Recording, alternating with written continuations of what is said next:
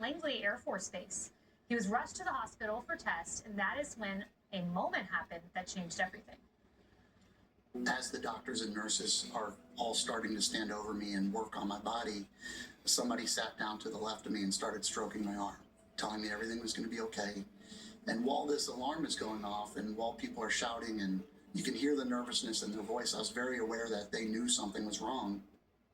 Chase felt an excruciating pain in his arm, but when he looked over for the person who was comforting him, he found no one. Here's what he saw instead. In that moment, as I saw myself flatlining, I started traveling upwards. And not before long, I ended up in this garden. And it was a garden filled with flowers and plants that we've never seen before. And ahead of me, I saw a gentleman in a robe, and he was chasing after a little boy, about 3 or 4 years old. Now, Chase realized that little boy was him, and the man chasing him was Jesus.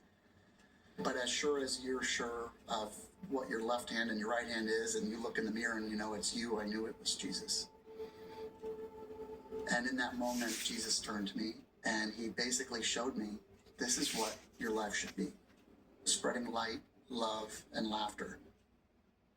This Wednesday marks 18 years since that incident, and Chase DeMeo joins me now to share his story. Chase, what did Jesus say to you? He said, first of all, it's an honor to be here, Kaylee. He said to go back and remember why you're here on earth is to be happy and find joy in the little moments and spread light, laughter, and love. And even though it sounds cliche and it's what a lot of people say, it's such a simple message that we could be living every day, no matter your circumstance. And you saw it flatline. And from what I understand, you were transported to a different hospital where you woke up. You saw this flatline happen, and the nurses are going crazy all around you. And the person stroking your left arm, you looked over and they were not there. Do you believe that was Jesus? I absolutely do believe it was Jesus. It was such a calming presence while all of this chaos was happening. It was an air embolism that, air got in my vein and was traveling slowly up. In my mind, it felt slow, of course, a painful death, if you will. And so this calm presence of stroking my arm was just, it was exactly what I needed during that pain and that chaos and the doctors and nurses and the alarms and the beeping. And sure enough, when I turned over to my left, nobody was there. There was not even room for anybody to be to the left of me because there was a wall right there with the monitor, directly to the left of my head. Chase, I was listening to your story last night, and it made me smile because I read, you still get goosebumps when you talk about this. You go to the top of the room, you go upward when you flatline. You have this feeling of love. You could have felt it a million times. You can't describe it.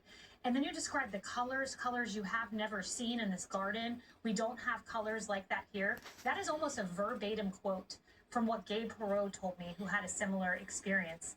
You're different people. You don't know each other. Tell us about that experience. Yeah, the experience is, it's hard to explain because I don't think we have the proper words here to explain the vibrancy and the love and the colors and that joyful feeling. I'm here in Orlando, Florida, so for me, my chest felt like ice water, on a hot summer day where, your chest just feels like it's this cooling sensation. And you did say it's really cool that all of these people, there's just near-death experiences everywhere in the world. And there's actually an organization, International Association of Near-Death Studies, which is like a safe place kind of for people that have these experiences to go to, especially veterans. You can imagine the amount of veterans that probably have this and feel like they're going to be judged or people are going to think they're crazy for sharing it. So it's kind of an organization that allows people to kind of share these stories and feel a bit more comfortable with this, profound experience they have. I love hearing your story. And when you spoke to Jesus, it was like talking to a friend. You knew you had to go back and you knew that you would see him again. And you knew instinctually, immediately, that who you were looking at was Jesus Christ. Chase DeMeo, we have to run, but thank you so much.